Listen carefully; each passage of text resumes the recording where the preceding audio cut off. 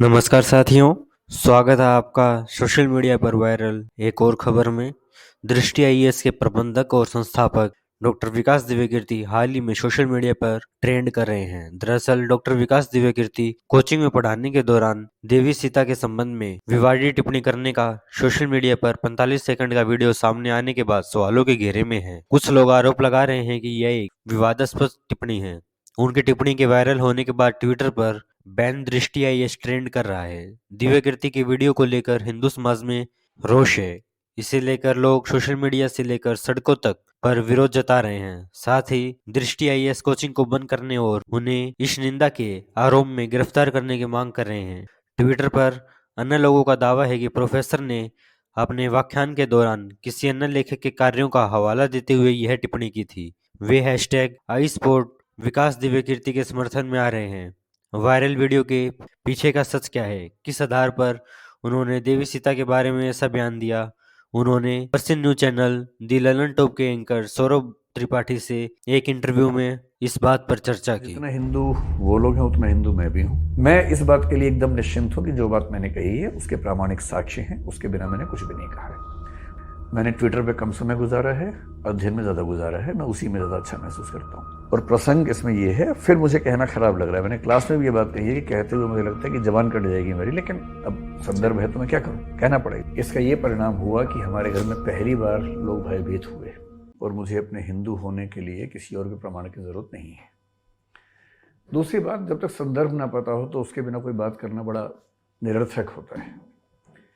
ये क्लिप एक क्लास की क्लिप है और ये क्लास 2018 या 19 की शुरुआत की क्लिप है। मैं आईएएस के लिए पढ़ाता हूँ और जब मैं पढ़ाता हूँ तो मुझे बताना पड़ता है कि जो प्रश्न यूपीएससी में आते हैं उनका आंसर कैसे लिखा जाए। मैं आपकी तसल्ली के लिए ना वो सारे ऑथेंटिक टेक्स्ट अपने साथ लेके आ गया हूँ, ताकि मतलब पहली बात तो ये कि अगर मैंने कुछ भी कहा है, अगर मैंने मनगढ़ंत कहा है तो मैं जिम्मेदार हूँ। यदि वो टेक्स्ट में लिखा है, ग्रंथों में लिखा है, तो जिम्मेदारी मेरी नहीं बनती है। पुरुषोत्तम अग्रवाल का एक लेख है जी। और मैंने उस लेख का संदर्भ दिया। पुरुषोत्तम अग्रवाल ऐसे वैसे अध्यापक नहीं है, वो मतलब 30-40 साल की उनकी रिसर्च है। जेएनयू के प्रोफेसर रहे हैं और साथ में यूपीएससी के मेंबर रहे हैं।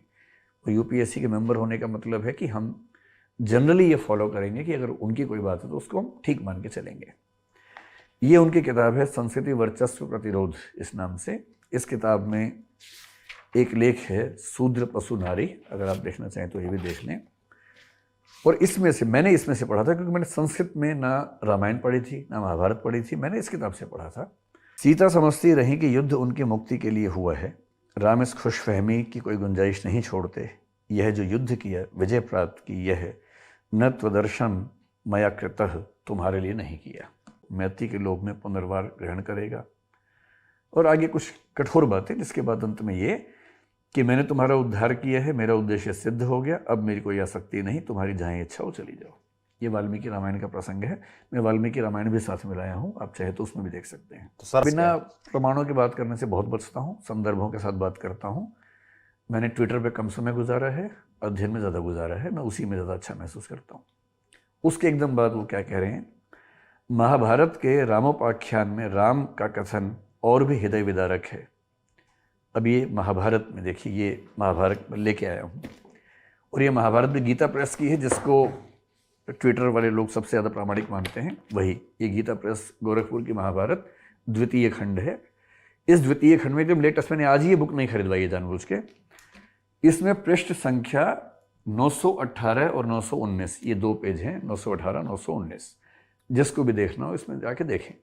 और ये 291वां अध्याय है और ये अध्याय, इसमें मार्कंडेय कह रहे हैं, मार्कंडेय उवाच यहाँ से शुरू होता है और उसका जो श्लोक नंबर 13 है, सुवृताम सुवृताम वाप्यहम त्वामद्य मैथिली नोत्सहे परिभोगाय श्वावलीढ़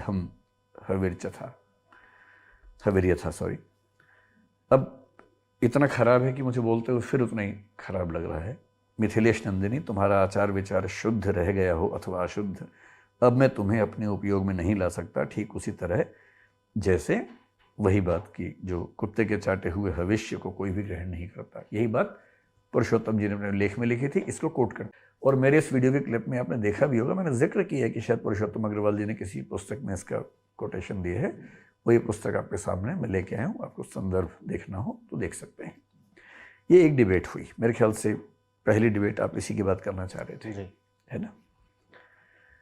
तो और ये क्या जो क्या प्रश्न वीडियो हैं? सर 45 सेकंड का जो क्लिप शेयर किया जा रहा है, इस जो आपने बताया ये पूरी बातचीत इस विषय पर थी। इसी पर थी, लेकिन उसमें से काट के उतना ही शेयर किया गया। हाँ। उस पूरी बातचीत के अंत में मैं ये कह रहा हूँ कि तुलसीदास प्रगतिशील क्यों हैं? क्योंकि तुलसीदास ने ऐसे संदर्भों को छोड़ दिया रामचरितमानस में जो परंपरा से चले आ रहे।